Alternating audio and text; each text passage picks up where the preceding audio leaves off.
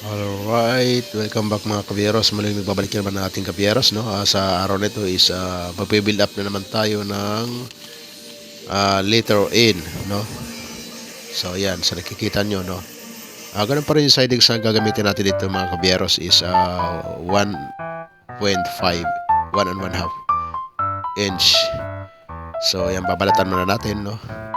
Tuloy-tuloy po yan mga kaberos, ano, kung paano natin i-build up ang letter N na walang dugtong. Ano. Magsisimula tayo sa una hanggang sa makarating tayo sa pinaka-dulo.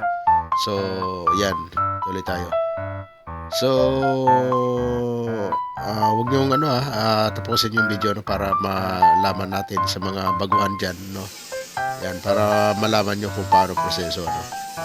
Tayo ay nagbabahagi lang ng ating idea at kalaman. So, hindi ko masasabi na tayo ay professional, ano. Meron pa na mas magaling pa kasi sa atin. Pero, dahil dito, i-share natin, ano, yung ating kaalaman kung paano tayo magsimula. Okay? At syempre mga kabiros, ano, sa mga hindi pa nakakapalo sa aking page, no, baka naman pwedeng pakipalo na lang, no, para update naman kayo sa mga next na mga video na i-vlog natin, ano.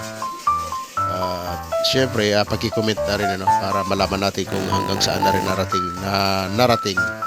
nakarating itong aking video. Alright, so yan, tuloy-tuloy lang tayo, no.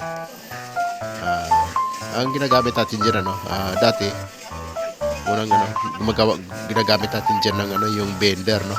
So ngayon, para mabilis is gumagamit tayo ng butane, no, na mayroong welding rod, yung ayan yung pinag-iinit natin para ibali, para sumunod doon sa natin mga kabyeros, no. Yan.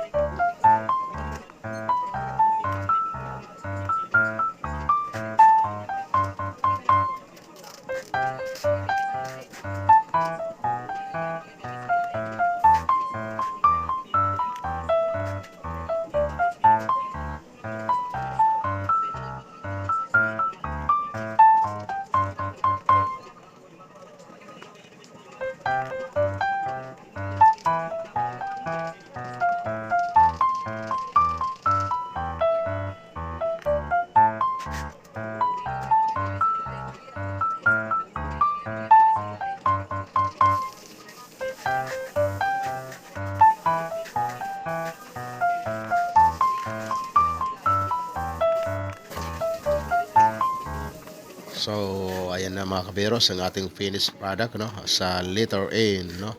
Yan. Tuloy-tuloy po siya, no. Wala siyang dugtong, no. Kung saan tayo nagsimula, doon yung pinaka dulo, no? At doon siya nagtapos. Yan, sa letter N. Yan. Okay. Thank you.